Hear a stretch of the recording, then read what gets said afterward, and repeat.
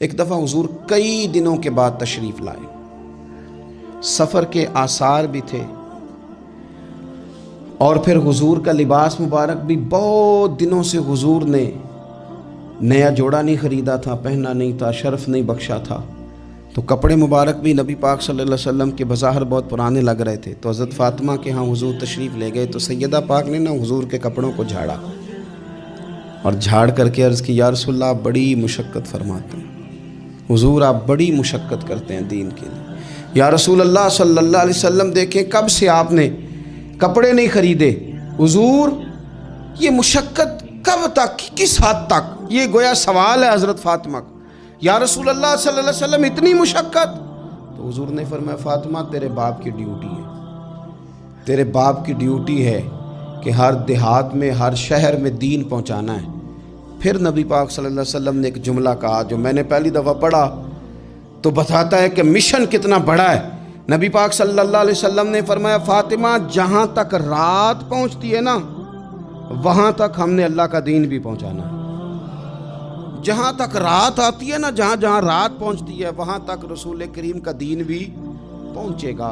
حضور صلی اللہ تعالی علیہ وسلم نے یہ انداز حضرت فاطمہ کو سکھایا کہ جہاں جہاں رات پہنچتی ہے، وہاں وہاں دین بھی پہنچے گا، وہاں وہاں یہ دین پہنچ کر کے رہے گا۔ اب آپ اندازہ فرمائیے، اتنا بڑا مشن تھا، اور اس میں سیدہ فاطمہ الزہرا رضی اللہ تعالیٰ عنہ ساتھ حضور کے وقت گزارتی ہیں، ساتھ رہتی ہیں۔ بہت زیادہ آسودگی والی زندگی نہیں، لیکن اس کے باوجود بہت زیادہ پردے کا اہتمام۔ با پردہ عورت کون ہوتی ہے؟ جو برقع پہنے اور سارا گھوم کے واپس آ جائے۔ برقع اس نے پہنا، نقاب اس نے کر لیا، اب جہاں دل کرے جائے، نہیں، یہ بھی با پردہ ہے، اس پر بھی کوئی الزام نہیں۔ لیکن جو اصل با پردہ عورت ہے وہ کون ہے؟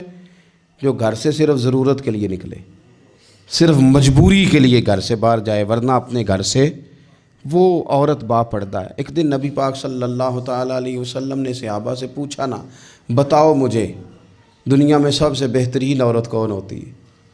لوگوں کا اپنا اپنا رویہ ہوتا ہے۔ کچھ کا خیال تھا کہ جو قرآن پاک کی حافظہ ہو، کچھ کا خیال تھا عالمہ فاضلہ ہو، کچھ کا خیال تھا کہ بچوں کی تربیت ٹھیک کرنے والی ہو، دین جس نے بچوں کو سکھایا وہ بہتر ہے۔ سب اپنے اپنے انداز میں بات کرتے ہیں، لیکن حضور نے فرمایا تم نے میری مراد کو پہنچے۔ حضرت مولا علی شیر خدا فرماتے میں پیچھے بیٹھا تھا، ذرا میں نے گردن جھکائی اور چھپ کے، نہ ویسے بھی قد مبارک بظاہر تھوڑا چھوٹا تھا حضرت علی کا، کہتے میں نکل گیا، حضرت فاطمہ کا حجرہ ساتھ ہی تھا، جا کے میں نے کہا فاطمہ حضور نے سوال پوچھا ہے، اب میں کس طرح یہ بات کروں کہ مولا علی شیر خدا کا علم؟ حضور نے فرمایا کہ میں علم کا شہر ہوں تو علی دروازے ہیں، تو اگر حضرت علی بھی کسی سے مسئلہ پوچھنے جائیں تو پھر بتاؤ نا کہ سیدہ فاطمہ کا علم کتنا شاندار ہوگا، ان کے علم کا کیا مرتبہ اور مقام ہے کہ حضرت فاطمہ سے پوچھا جا کے۔ کہا فاطمہ آج نہ حضور نے سوال پوچھا ہے تو سب صحابہ محو حیرت ہیں۔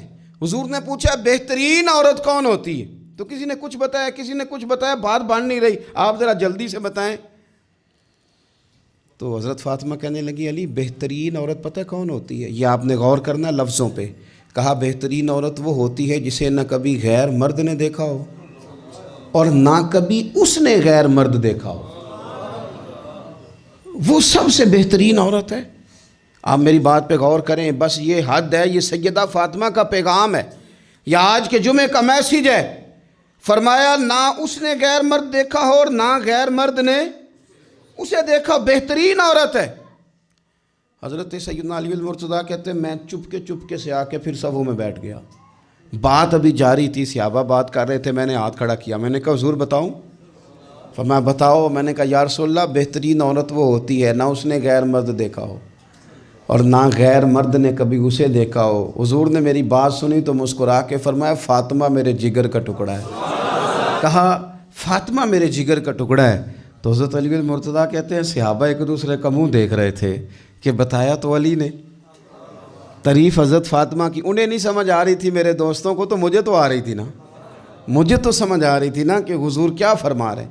تو سیدہ فاطمہ الزہرا وقت وصال آ گیا، 6 ماہ حضور کے بعد گزارے پر آنکھوں سے آنسو خشک نہیں ہوئے۔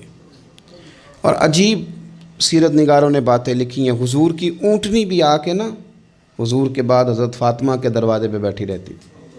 حضور کی اونٹنی بھی، وہ جو حضور کے جانور تھے نا، وہ بھی سیدہ فاطمہ کے دروازے پہ آ کے بیٹھے رہتے. 6 ماہ یوں ہی گزرے. پھر ایک دن حضرت مولا علی شیر خدا کو بلا کے کہا کہ علی بس ایک بات کا خیال رکھنا، جنازہ میرا رات کو اٹھانا. رات کو پردوں میں چھپ کے وقت بتایا ہے، تو اب بھی چاہتی ہوں کہ میرے جنازے کو، میری چارپائی کو بھی غیر محرم نہ دیکھیں.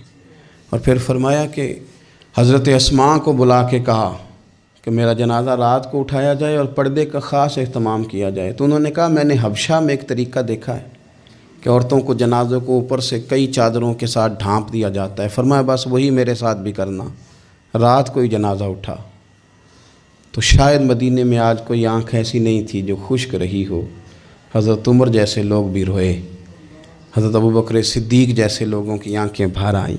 سیدنا عثمان غنی رضی اللہ تعالیٰ عنہ بھی ایک کونے میں بیٹھے تھے. کئی منٹوں تک سیدہ عائشہ صدیقہ رضی اللہ تعالیٰ عنہ بولی نہیں. لوگوں نے کہا ہوا کیا؟ فرمانے لگی آج حضور کی تصویر کی رخصتی کی باری آئی ہے، آج تصویر حضور کی جا رہی ہے. رات کو جنازہ سیدہ فاطمہ نے وصیت کی، جاتے ہوئے بھی غیر محرم کی نظر نہ پڑے. امام سیوطی نے حدیث لکھی ہے، میرے نبی پاک نے فرمایا دن ہوگا قیامت کا، اللہ فرشتوں سے فرمائیں گے نظریں جھکا لو. اہل محشر سے کہا جائے گا ذرا اپنی نظریں جھکا. یہ اہل محشر کون ہوں گے؟ ولی، غوث، کتب، صلحاء، اتقیاء، علماء. اپنی گردنیں جھکاؤ، نظریں جھکاؤ. کیا ہونے لگا ہے؟ کہا محمد کی بیٹی فاطمہ کی سواری گزرنے لگی ہے. یہ موقع حیا کا ہے. سیدہ فاطمہ کی سواری گزرنے لگی ہے. یہاں چونکہ انہوں نے پردوں میں وقت گزارا ہے تو صبح قیامت بھی پردوں کے اندر وہ جائیں گی. میرے اعلیٰ حضرت فرماتے ہیں سیدہ زاہدہ طیبہ طاہرہ، اور فرماتے ہیں جان احمد کی راحت پہ لاکھوں سلام. جان احمد کی راحت پہ، حضور کی جان کی راحت ہیں سیدہ فاطمہ، جان احمد کی راحت. اور پھر فرماتے ہیں آب تطہیر سے جس میں پودے جمے، اس ریاض نجابت پہ لاکھوں سلام. وہ تو پاکیزگی کا باب ہے. ایک تو یہ کہ خوب عقیدت کا اظہار کریں، دوسرا یہ کہ اپنے بچوں کو حوصلہ مند بنائیں، تیسرا یہ کہ سچ کی عادت ڈالیں، چوتھا یہ کہ صبر کا ان کو سبق دیں، پانچواں یہ کہ پردے کی خاص نصیحت فرمائیں، اور اپنے گھروں کے اندر آپ پیار والا ماحول بنائیں، بچوں کے ساتھ احترام والا رشتہ بنائیں. حضور سیدہ کے آنے پہ کھڑے ہوتے تھے. اس طرح کا ماحول بنائیں کہ جس سے اپنائیت بڑھے. اللہ کے حضور دعا ہے اللہ تعالیٰ ان کے صدقے ہماری اولادوں پہ فضل فرمائے.